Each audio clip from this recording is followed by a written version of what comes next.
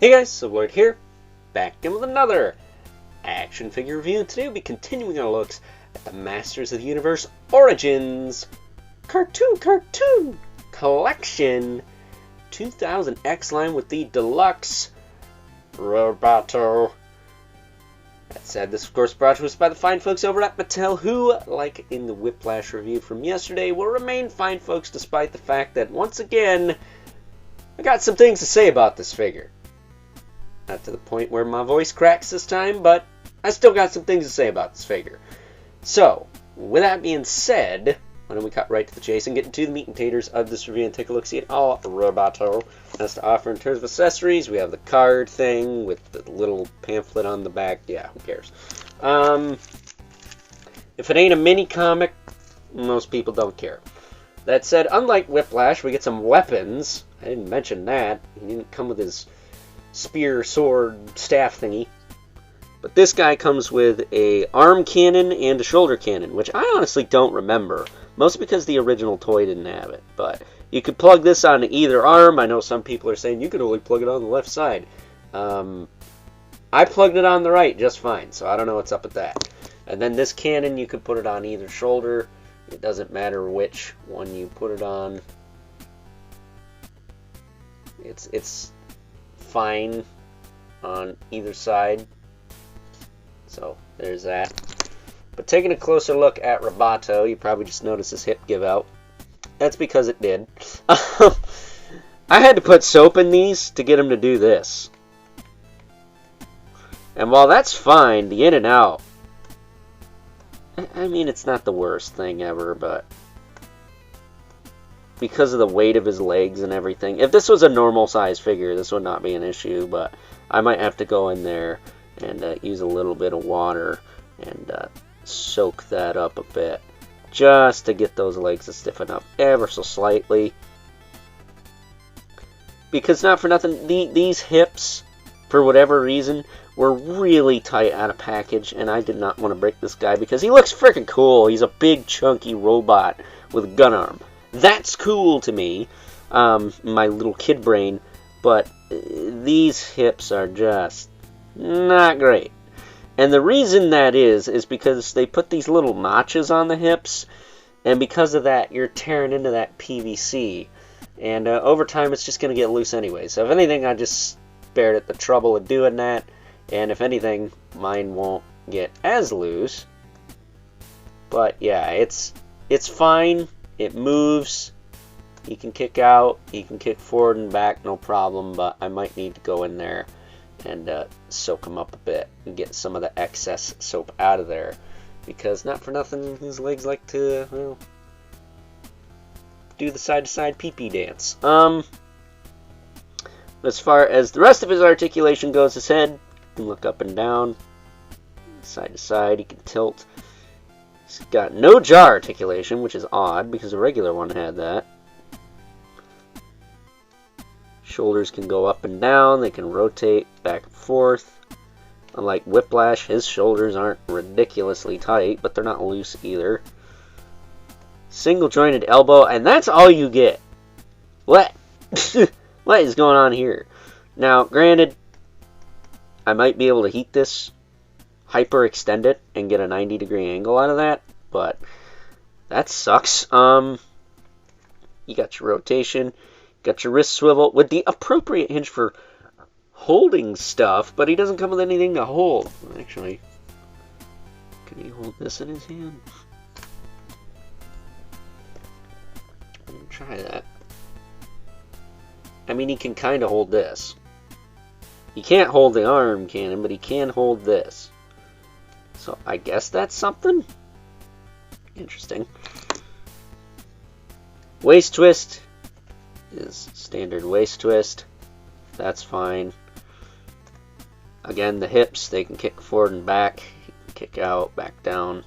Single jointed knee. There is rotation in that knee, but it's pretty hindered.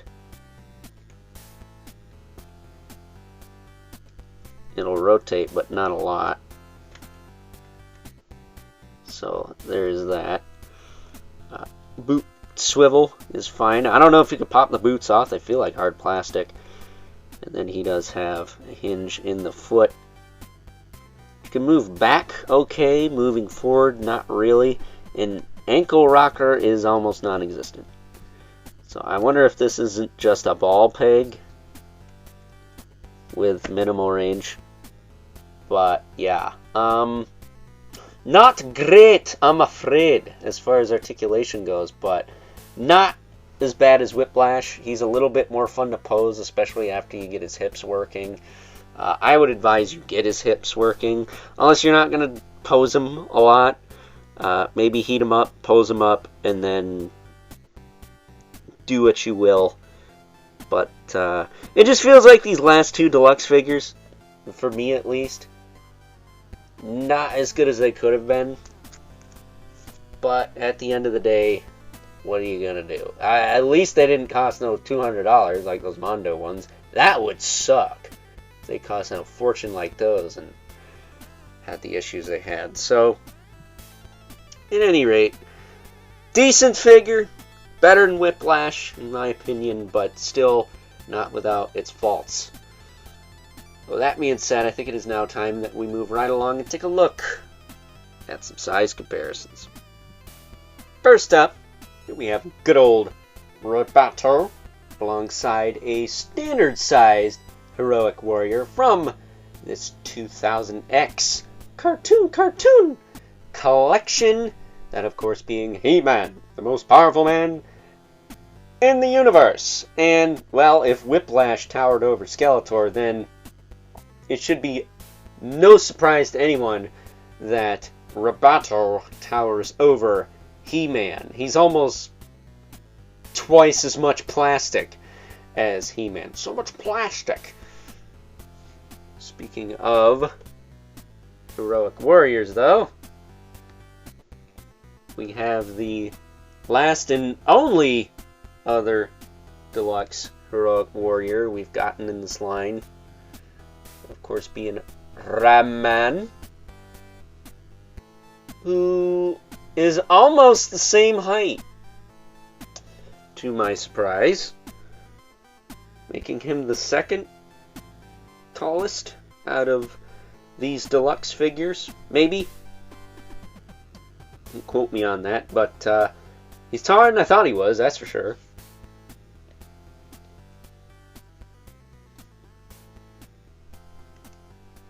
And then we have the deluxe Whiplash, who we did take a look at yesterday. So please check that review out if you haven't already. Would really appreciate it if you did. But as you can see, Whiplash is a little bit shorter than a Roboto here.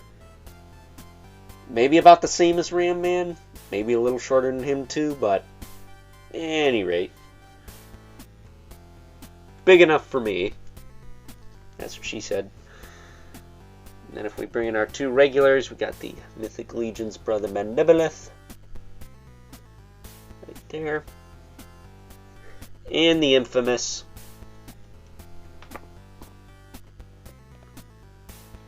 K11 Spawn, who is ever so slightly shorter than good old Roboto here, but not enough to be dwarfed. So with that being said, it's time now that we wrap things up with some final thoughts. Overall, and while I'm a stand by my previous statement in saying that good old Roboto here is better than Whiplash, who, again, we took a look at yesterday, so please check that out if you haven't already. Would really appreciate it if you did. He is not without his own problems. As I mentioned earlier, I had to put some soap in the hip joints to just get him to move and or cooperate to pull off an antiquated pose like this. Which leads me to my other gripe with this figure, the lack of clearance on almost all of these joints. The feet barely have anything. The elbows barely have anything. The hips barely have anything. And with the exception of the shoulders, I feel like these joints could have had a lot more range than they do. and there's really no rhyme or reason why they don't.